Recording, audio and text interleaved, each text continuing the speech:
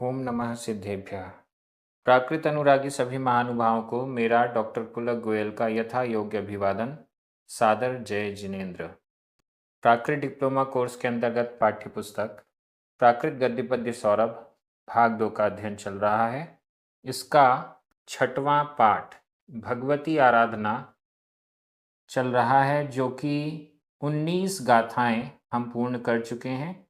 आज हम 2 गाथाओं का अध्ययन करेंगे, क्रमशः गाथा क्रमांक 20 और 21। ये दोनों गाथाएं बड़ी महत्वपूर्ण हैं। आचार्य शिवकोटि ने इस ग्रंथ में मुनियों का आचरण, उनका समाधि विषयक बहुत अच्छी अच्छी गाथाएं लिखी हुई हैं। विशालकाय ग्रंथ है। मात्र 33 गाथाएं हमारे समक्ष हैं यहाँ पर। गाथा क्रमांक 20 मूल ग्रंथ भगवती आराधना में 1175 नंबर पर है और गाथा क्रमांक 21 मूल ग्रंथ भगवती आराधना में 1374 नंबर पर है। चलिए प्रारंभ करते हैं। गाथा क्रमांक 20। उच्चारण। गंथच्चाओ। गंथच्चाओ आधा ना था, आधा चा पूरा चा। गंथच्चाओ। इंद्रिय निवारणे। इंद्रिय आधा ना और दा। इंद्रिय निवारणे।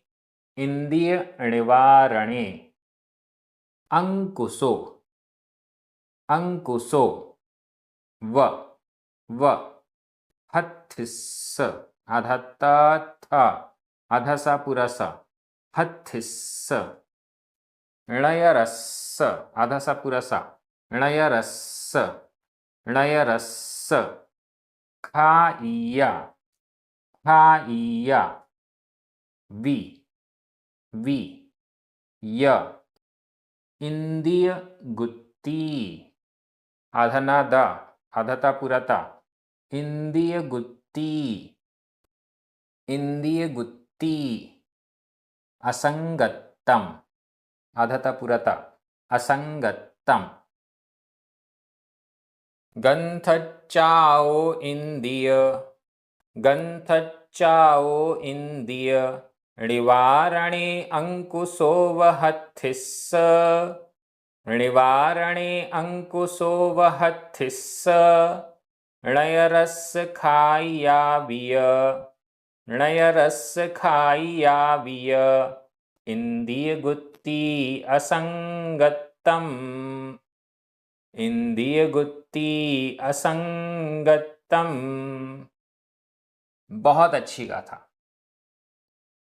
इंद्रियों का कंट्रोल कैसे हो, इंद्रियों पर कंट्रोल कैसे हो, इसके लिए यहाँ पर बहुत अच्छा एक उपाय दिया गया है। गंथच्चाओ। गंथ ग्रंथ का, चाओ त्याग। गंथच्चाओ ग्रंथ का, चाओ त्याग। ग्रंथ यानी परिग्रह। परिग्रह का त्याग इंद्रिय निवारणे। इंद्रियों के निवारण में। इंद्रियों के निवारण में मतलब इंद्रियों को विषयों से दूर रखने में, इंद्रियों को कंट्रोल करने में। ग्रंथ का त्याग इंद्रियों को कंट्रोल करने में समर्थ है। इंद्रियों को कंट्रोल करने में मतलब इंद्रियां विषयों के प्रति भागती हैं। रसना इंद्री रस के पीछे भागेगी। चक्षु इंद्री रूप के पीछे भागती है। कर्ण इंद्री शब्दों के पीछे। पांचों इंद्रियां अपने अपने विषयों के पीछे भागती रहती हैं। इनको कंट्रोल में कैसे किया जाए, इनको अपने नियंत्रण में, आत्म नियंत्रण में कैसे किया जाए, तो उसका उपाय है गंथच्चाओ। ग्रंथ का परिग्रह का ही त्याग। परिग्रह का ही त्याग कर देंगे तो इंद्रियां अपने आप वश में आ जाएंगी। इसके लिए उदाहरण दिए गए हैं। 2 उदाहरण हैं। अंकुशो जैसे व के समान। अंकुश के समान, अंकुश। हथिस, हाथी के लिए अंकुश के समान, जैसे हाथी के लिए अंकुश। रोकने में, वश करने में समर्थ होता है। हाथी को कंट्रोल करना है तो उसे एक नुकीला शस्त्र कह सकते हैं, औजार भी कह सकते हैं, उपकरण भी कह सकते हैं। हाथी को कंट्रोल में करने के लिए अंकुश नाम का एक नुकीला औजार होता है, जिसको चुभाने से हाथी कंट्रोल में आता है। हाथी की त्वचा बड़ी मजबूत होती है। हाथ रखने से या डंडा मारने से या ऐसी कुछ करने से उसको कोई असर नहीं होता, इसलिए अंकुश चुभाना पड़ता है। अंकुश को चुभाने से हाथी कंट्रोल में आता है। इसी प्रकार इंद्रियों को कंट्रोल में रखने के लिए ग्रंथ चाओ, ग्रंथ का त्याग, परिग्रह का त्याग करना जरूरी है। जो परिग्रहों में लीन है, परिग्रहों में फंसा हुआ है, परिग्रह नहीं छोड़ रहा है, वो इंद्रियों के कंट्रोल में रहता है, इंद्रियों को कंट्रोल कर नहीं पाता है। इंद्रियां जैसा कहती हैं वैसा उसे करना पड़ता है, इंद्रियों के अधीन हो जाता है। इंद्रियों को अपने अधीन करने के लिए, इंद्रियों को विषयों से दूर रखने के लिए परिग्रह का त्याग जरूरी है। पहला उदाहरण दे दिया हाथी के लिए, जैसे अंकुश। दूसरा उदाहरण नयरस, नगर के लिए, नगर की रक्षा के लिए, जैसे खाइया, खातिका। खातिका का मतलब है खाई। नगर की रक्षा के लिए नगर के चारों तरफ खाई खोदी जाती है, गहरी खाई। उस गहरी खाई में या तो जल भरा होता है या कुछ भी हो, लेकिन गहरी खाई। गहरी खाई के होने से जो शत्रु की सेनाएं हैं वो पहले खाई में उतरें, फिर ऊपर चढ़ें नगर में, तो वो पॉसिबल हो नहीं पाता है।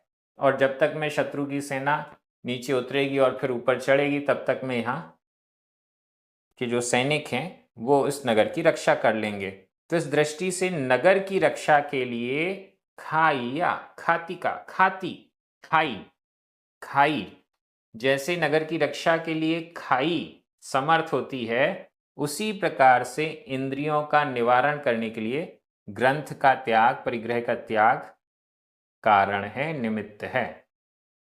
और आगे कह रहे हैं इंद्रिय गुप्ती असंगतम। असंगतम, संग का मतलब भी परिग्रह है। असंगतम, संगत्व का नहीं होना, संग परिग्रह पना नहीं होना, संगता का नहीं होना, परिग्रह का नहीं होना, परिग्रह का भाव भी नहीं होना, यही तो इंद्रिय गुप्ती, यही तो इंद्रिय गुप्ती है। गुप्ती यानी संयम, यही तो इंद्रिय संयम है। संयम दो प्रकार का होता है, इंद्रिय संयम और प्राणी संयम। इंद्रिय संयम मतलब इंद्रियों को कंट्रोल में करना, इंद्रियों के पीछे पीछे भागना नहीं, विषयों के पीछे पीछे भागना नहीं। तो असंगतम, परिग्रह का अभाव, असंगता, संग यानी परिग्रह, असंगता, परिग्रह का अभाव, यही तो इंद्रिय गुप्ती है, यही तो इंद्रिय संयम है। बहुत अच्छी गाथा यहाँ पर आई है। इंद्रियों को रोकने के लिए परिग्रह का त्याग ही एकमात्र कारण है, ऐसा आचार्य शिवकोटि के द्वारा यहाँ पर कहा गया है। गाथा बहुत अच्छी है। व्याकरण की दृष्टि से देखते हैं। गंथचाओ, अंकुशो, खाइया, इंद्रिय गुत्ती, असंगतम, ये सभी प्रथमा विभक्ति के एक वचन हैं। इंद्रिय निवारणे सप्तमी विभक्ति का एक वचन है। व, वि, य, ये सभी अव्यय हैं। हथिस, नयरस चतुर्थी विभक्ति का एक वचन है। मैं हिंदी अर्थ कर रहा हूं, आपकी नजर प्राकृत शब्दों पर जानी चाहिए। इंद्रियों को विषयों से दूर रखने में परिग्रह का त्याग ही कारण है। जैसे हाथी के लिए अंकुश और नगर के लिए खाई। अतः असंगता, परिग्रह का अभाव ही इंद्रिय गुप्ति, इंद्रिय संयम है। बहुत अच्छी गाथा। अगली गाथा भी बहुत अच्छी है, बड़ी सरल है और एक प्रकार से हमारे लिए अनिवार्य रूप से अनुकरणीय है। गाथा क्रमांक 21। उच्चारण। ण ण गुणे गुणे पेच्छदि पेच्छदि आधा च छ पेच्छदि।